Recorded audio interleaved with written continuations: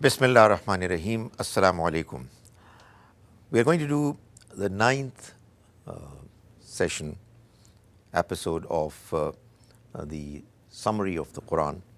And in this particular episode, we will do Surah Al-Anfal, which is the 8th surah of the Quran and the 3rd surah of the second group of surahs. The second group of surahs comprises of 4 surahs: Al-An'am, Al-A'raf, Al-Anfal and At-Tawbah. Al-An'am, the 6th surah of the Quran, was an invitation to the people of Mecca and the surroundings to believe in the oneness of God and the message that the Almighty has sent to them. Surah Al-A'raf is a stern warning to them that if they are not going to accept the message of the Almighty, which has become absolutely clear for them, they are going to be taken to task. And Surah Al-Anfal that we are going to do today is actually preparing believers for the task of inflicting God's punishment on the enemy, which God Almighty has decided that in the case of messengers, it's either going to be done through natural calamities or through the hands, the swords, the military might of the believers. Because the companions, followers of the Prophet, may God's mercy be on him, were decently large in number. Therefore, in the case of those who rejected his message, the punishment the Almighty decided would come through their hands. And the next surah, Surah Tawbah, is the surah of punishment. So, Surah Al-Anfal is preparation, preparing for the ultimate onslaught, the ultimate punishment that had to come to visit those people who rejected the message of the messenger of God. This particular surah is, as we see, talking about the Battle of Badr. Now, the Battle of Badr was actually a battle that was fought in order for the leadership of Quraysh to be eliminated. So it was a final, call it punishment, on the leadership of the tribe of Quraysh.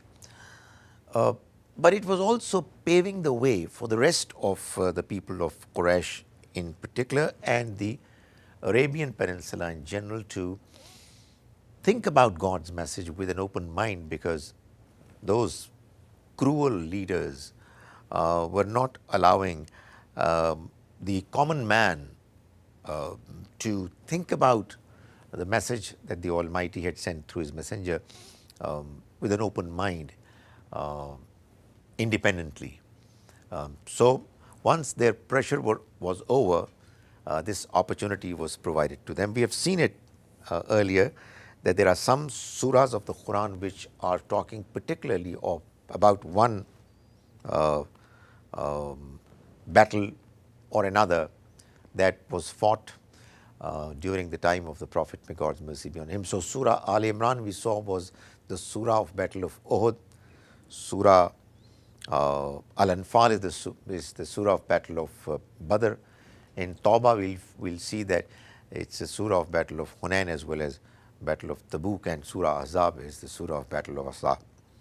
Obviously quite apart from many other passages and instructions that are there in the surahs as well. So we start with Surah Al-Anfal, and what we find is that the Almighty is saying, Yas'alunaka anil anfal. They are asking you about the spoils of war. They, that is, some of these weak Muslims, after the battle was over and the enemy fled, they left behind spoils of war, and as was the norm of the society, that the soldiers who would participate in a battle where after fighting the battle, the enemy that is defeated runs away, leaving behind spoils of war, it would get distributed amongst the people the soldiers who fought the battle, because they would fight it with their might, their own selves, and their wealth. And one of the incentives used to be that when they will fight and they will win, they will be able to share in the spoils of war. So, not surprisingly, some weak Muslims, not fully understanding what the whole purpose of this battle was, they started taking interest in the spoils of war, and the Almighty responded by saying, قُلِ الْأَنْفَالُ لِلَّهِ وَالرَّسُولِ. Tell them, you've got nothing to do with spoils of war. Spoils of war are for God and His Messenger. So fear God and correct your mutual relationship. That is, you have fought this battle not for the sake of spoils of war. You are the companions of the Messenger of God who has come with a mission, and you've understood that mission. So it's not befitting your attitude, your status, that you should ask for spoils of war. So forget about the spoils of war. Worry about, think of your own improvement, because the Almighty had decided that now that these companions of the Prophet are going to become His tools to inflict the punishment on the enemy, they will not be allowed to become His tools, a part of His mission, His project, unless they are going to purify themselves properly. And this was one important way that this whole idea was put across. They were informed that you don't deserve these spoils of war. You have to focus your attention on the more important project, the more important target at hand. So the Quran says in the next verse, إِنَّمَا الْمُؤْمِنُونَ الَّذِينَ إِذَا ذُكِرَ اللَّهُ وَجِلَتْ قُلُوبُهُمْ. True believers are only those people who, when God's message is mentioned before them, their hearts are shaken. وَإِذَا تُلِيَتْ عَلَيْهِمْ آيَاتُهُ. And when His verses are recited to them, زَادَتْهُمْ إِيمَانًا.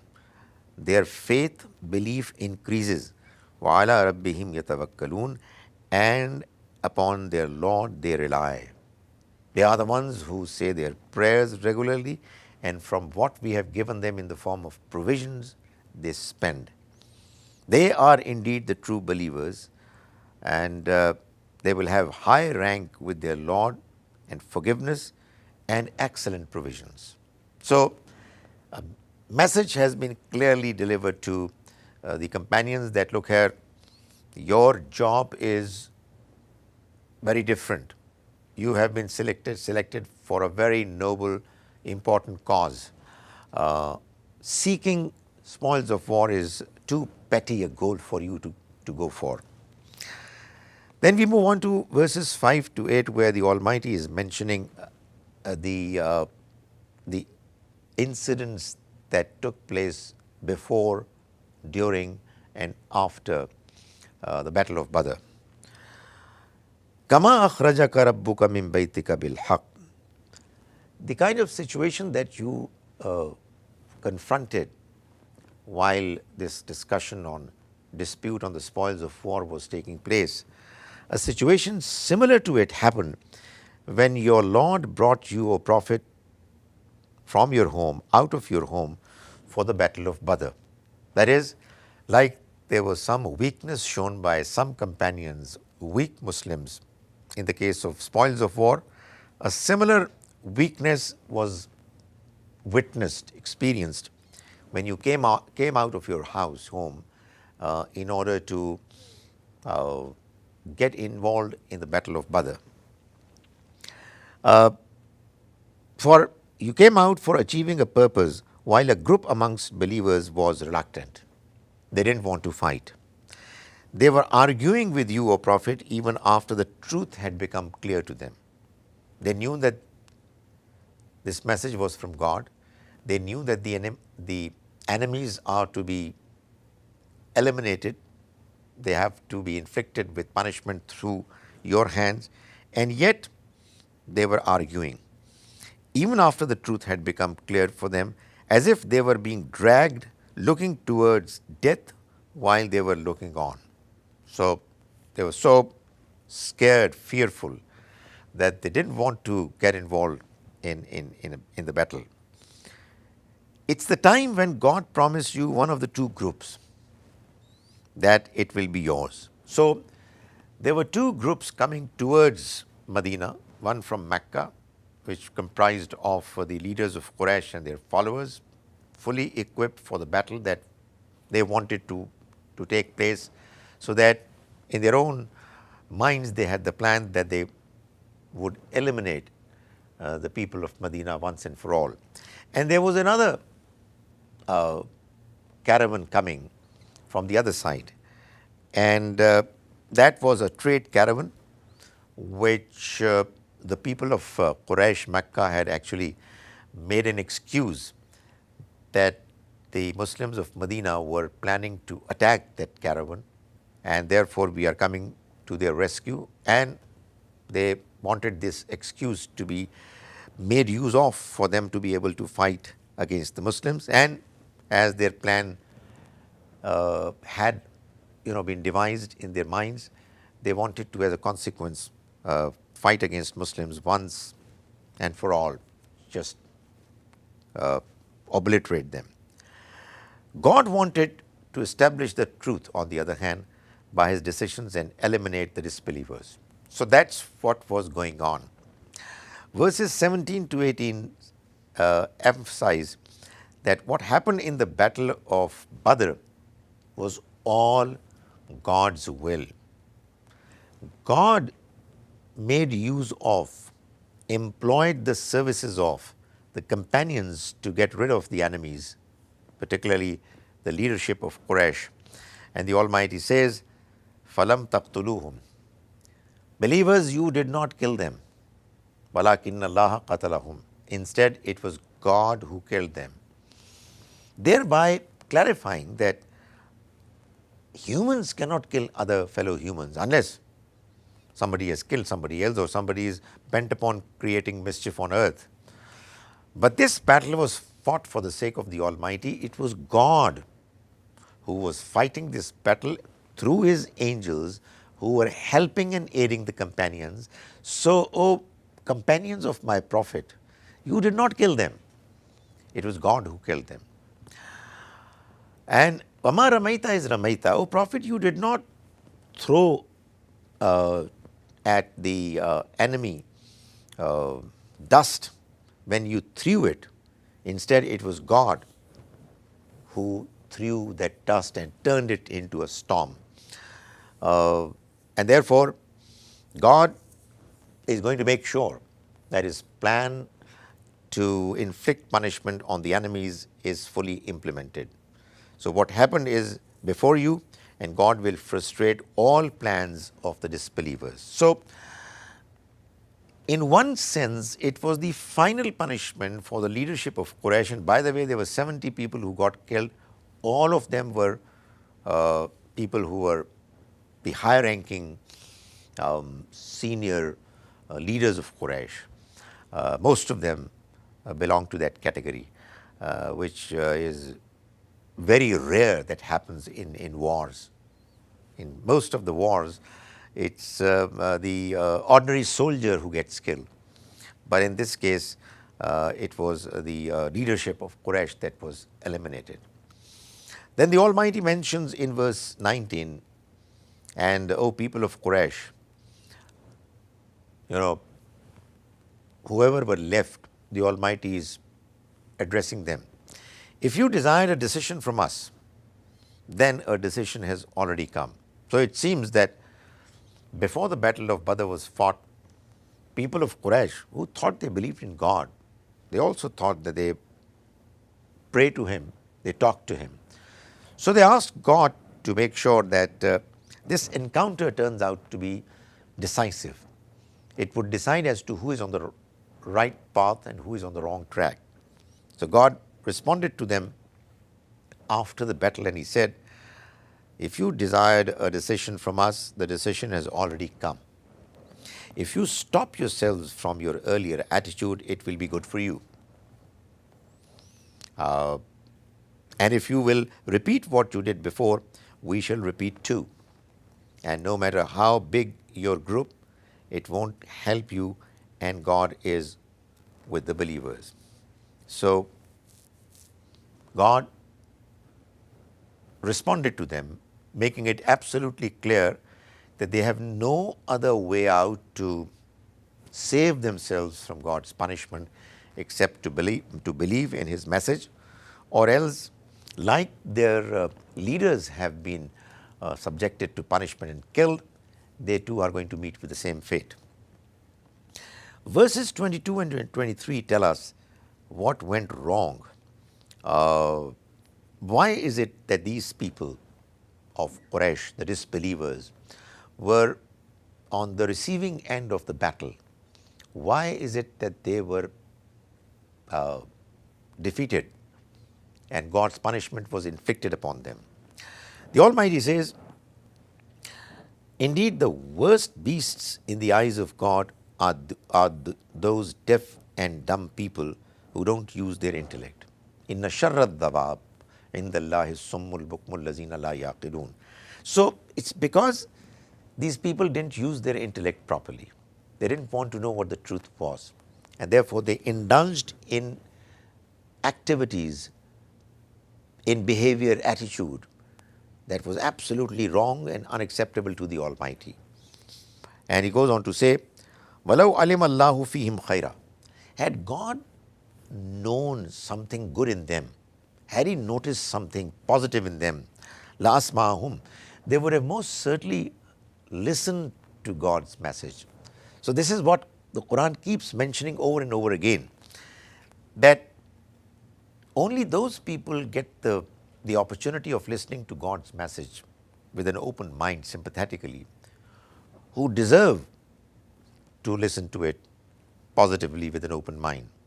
But the Almighty says that had God known in them some goodness, khaira, la asma'ahum, He would have made them listen to the message. Walau asma'ahum. And now when they don't deserve it, if they are going to even listen to it, latawallaw, they are going to turn their backs, wahum morizun, and they will ignore it. They will not pay heed to it. Ya ayyuhallazina amanu, and now this verse 24 is saying, believers, istajibu lillahi walir rasul. You respond positively to the message, the call that is being made to you through God and His messenger. Iza da'akum, when He is inviting you towards lima yuhikum, what promises to give you life, real life. That is, this message that you are being delivered, if you are going to respond positively to it, it's going to give you the real life of your spirit, of your soul.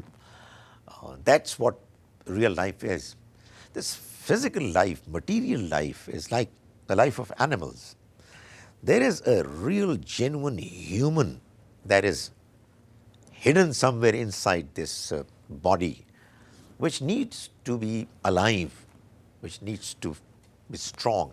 And the Almighty is telling believers that you should respond to the message of the messenger, the message that is inviting you towards real life. And he says, وَعَلَمُوا أَنَّ اللَّهَ يَحُولُ بَيْنَ الْمَرْءِ وَقَلْبِهِ, and be absolutely sure that God is the one who intervenes between man and his heart. وَأَنَّهُ إِلَيْهِ تُحْشَرُونَ, and that towards Him you're all going to be gathered. In other words, if you are not going to pay heed to our message and you will continue to ignore it over a period of time, we are going to stand between the message and your heart. We will not allow the message to influence your heart. We will misguide you. We will put seal on your hearts. This is what the Quran keeps saying in different ways, that The Almighty has decided a certain policy regarding who are the people who are going to get guidance and who are going to be misguided. And the Almighty is telling people who are being delivered the message that if you are not going to pay heed to the message that is being put across to you over a period of time, we will decide that we will not allow you to be guided anymore, and therefore take the message seriously. وَاتَّقُوا فِتْنَةً لَا تُصِيبَنَّ الَّذِينَ ظَلَمُوا مِنْكُمْ خَاصَّةً. And fear the fitna, fear the negative consequences of that eventuality, which is not going to come to only those people who are unfair evildoers amongst you only. That is, sometimes it so happens that if you are living in a society which is on the decline morally and spiritually, you are a good person, but you're not bothered about what others are doing, then be sure that it would not be enough for you to remain steadfast and a good person yourself unless you are doing as good, as best as you can to correct your environment as well. Because if the evil ways continue in a society on the whole, then the society is going to be doomed.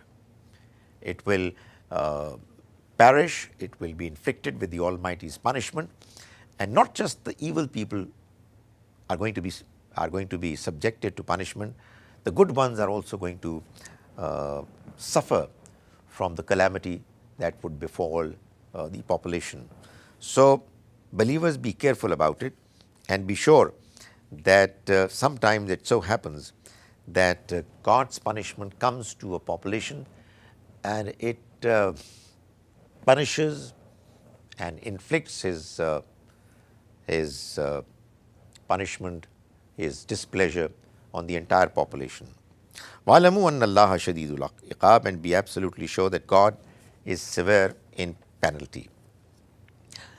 Then God clarifies to the people, to the believers, Ya ayyuhallazina amanu, believers, in tattaqullaha yaj'al lakum furqanan. If you continue to be God conscious, then He is going to give you a criterion. That is, He will make sure that the environment of confusion that's prevailing at the moment, the situation which is as yet not quite as clear as to distinguish right from wrong, unquestionably, that confusion is going to be over if you will continue to be God conscious. So He's going to give you criterion for Qanan. That is, things are going to happen. The situation is going to change in a way that to all good people, well-meaning people, it would become absolutely clear as to who are the ones who are on the right track and who are the ones who are on the wrong and following evil ways.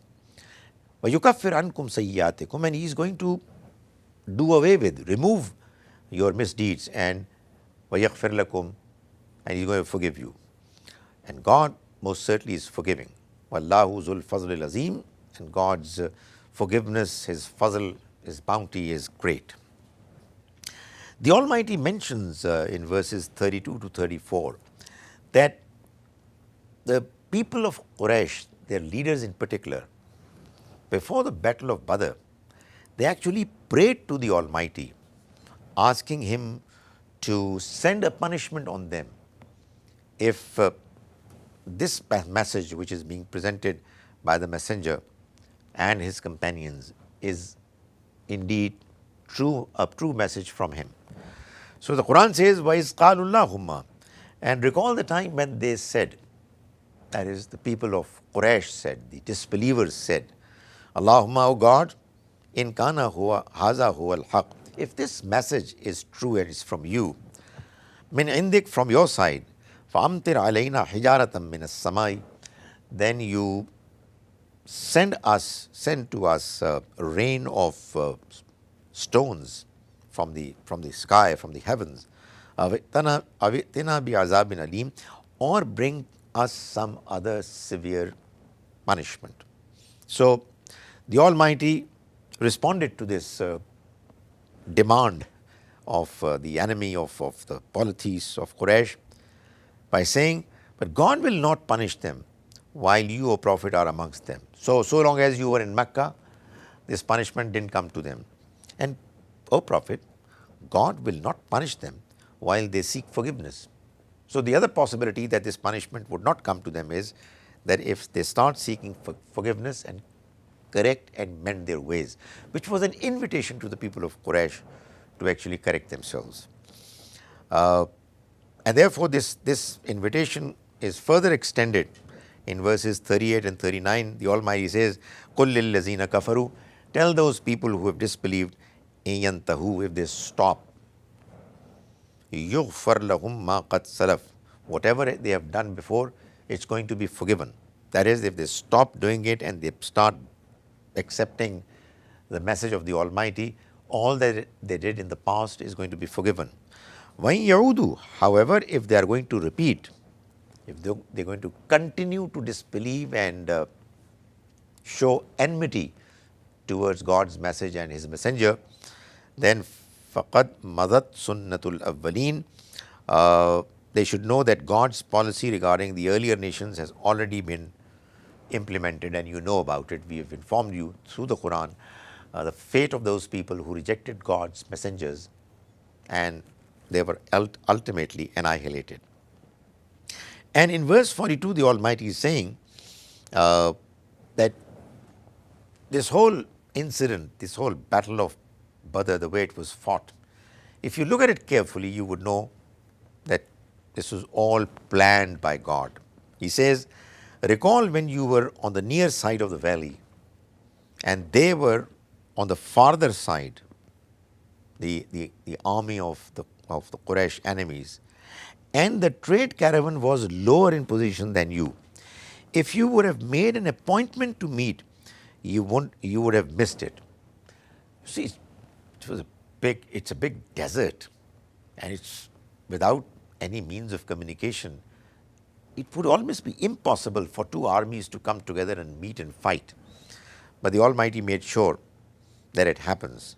So if you would have made an appointment to meet, you would have missed it, but it happened so that God might accomplish a matter that was already destined. God had already decided that the Quraysh leadership is going to be killed, is going to be annihilated. That those who perish should perish with clear evidence. لِيَهْلِكَ مَنْ هَلَكَ عَنْ بَيِّنَةٍ, they should perish with clear evidence of their evil, and those who live, they should live with clear evidence of their truth. وَمَنْ يَحْيَا مَنْ حَيَّا وَيَحْيَا مَنْ حَيَّا عَنْ بَيِّنَةٍ. So the one who lives should live with clear evidence. That's exactly what happens when the messengers are there, that the people who reject, they are punished and killed on the basis of truth, clear evidence. And those who survive and those who are successful, it's clear that they were the ones who were the good, well-meaning people. And that's exactly what's going to happen on the Day of Judgment to the entire human population. So this incident of people in the Prophet's time being divided into two clear, distinct groups, it was meant for the entire humankind to know that when God has arranged for such things to happen in this worldly life, in the case of few messengers, it's only meant to make sure that people know that this relatively smaller event in a certain part of the globe, in the Arabian Peninsula, is going to be done on a large scale to every human being, every human group on the Day of Judgment. And because these companions of the Prophet were the ones who were now being required to become the tools of the Almighty for the purpose of inflicting His punishment, He is asking them to prepare themselves militarily for the cause as well. So God says, وَأَعِدُّوا لَهُمْ مَسْتَطَعْتُم مِّن قُوَّةٍ وَمِن رِّبَاطِ الْخَيْلِ, and prepare against them with whatever you are able to with your troops, and trained horses by which you may terrify the enemies of God and your enemies as well, and those others besides them whom you do not know, but whom God knows. And whatever you are going to do in this matter, in the goodness, it's going to be returned to you. يُوَفَّى إِلَيْكُمْ وَأَنْتُمْ لَا تُظْلَمُونَ, and you will not be harmed.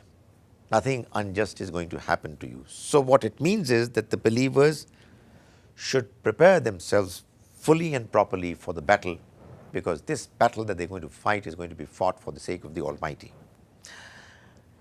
But this battle was fought for bringing out the final results only after the Almighty sent His ultimate decision.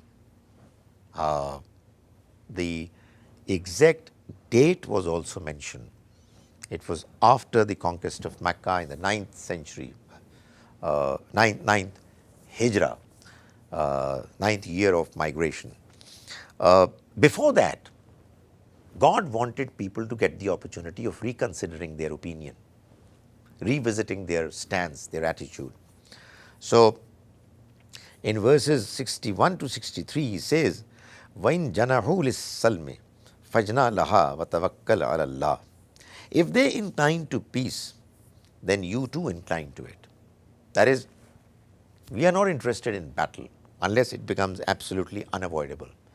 So if they are showing interest to come to peace and to consider the message of God and to accept and believe in it, go ahead, O Prophet and the companions of him. You also incline yourself to peace. And God says, Innahu huwa Samiul Alim. Indeed, God is all hearing, all knowing. That is, you incline towards peace as well, but tawakkal ala Allah, and have faith in God. Trust God. Because obviously there must have been this apprehension that if they are going to incline towards peace, this may turn out to be a ploy, a trap from the enemy, and they may then attack them and take them by surprise. So the Almighty says, don't worry about it.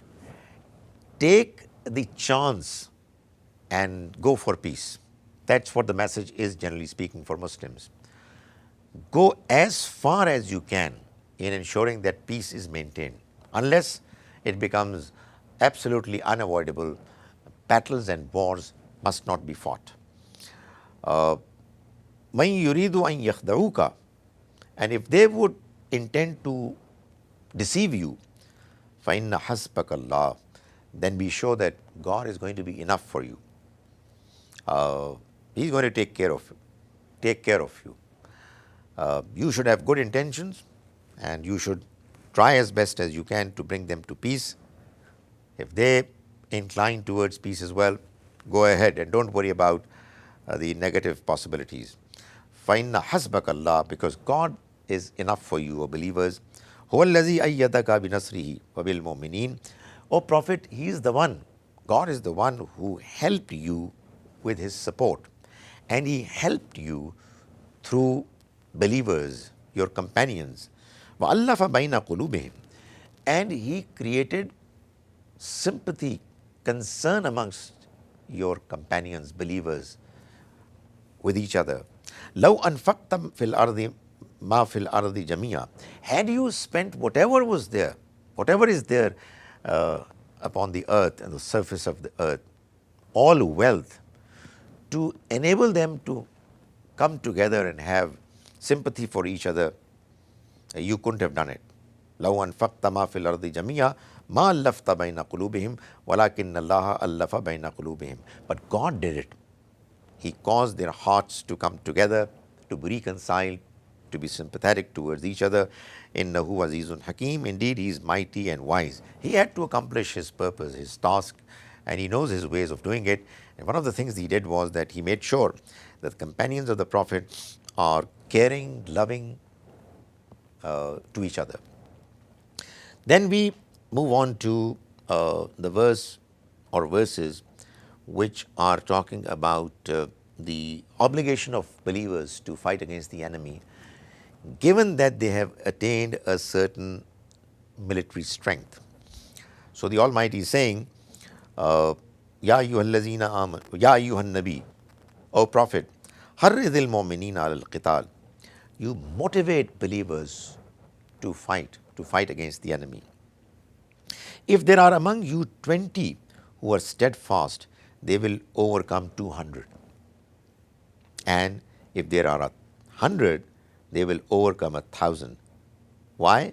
Because they are a people who do not understand. The enemies, they don't understand. They have not used their intellect. They are on the wrong path, and therefore they are weak, morally weak, and they will be scared and they will be timid.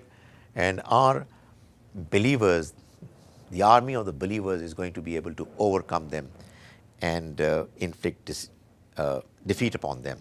However, after this verse was revealed, sometime later, another verse was revealed, which said, Al-an khaffafallahu ankum.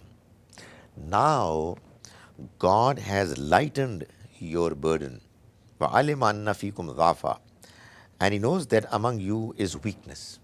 That is, now He doesn't require the ratio of 1 to 10 to be considered while you are thinking of the possibility of fighting against the enemy. If you are 100, you will be able to overcome 200. And if you are 1,000, you will be able to overcome 2,000. Wallahu ma'as sabirin. And God is along with those who are steadfast. So in other words, if believers are at least half as strong militarily as their enemies, and there is a need for a battle, genuine need, like the enemy is inflicting persecution on people for following their religion. They are creating chaos, mischief.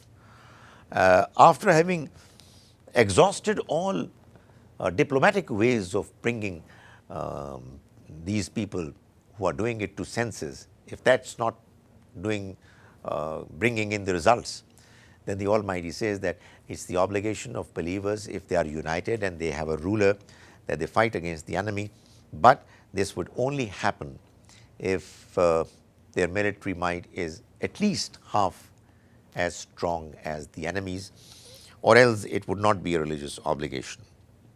Now, before the final onslaught, the final attack of punishment, which is mentioned in the next surah, Surah Tawbah, the Almighty decided that the city of Medina is going to be the center point, the headquarter, and all believers from Mecca and elsewhere were asked to migrate to Medina to show and prove that they were believers. So migration had been declared to be absolutely essential.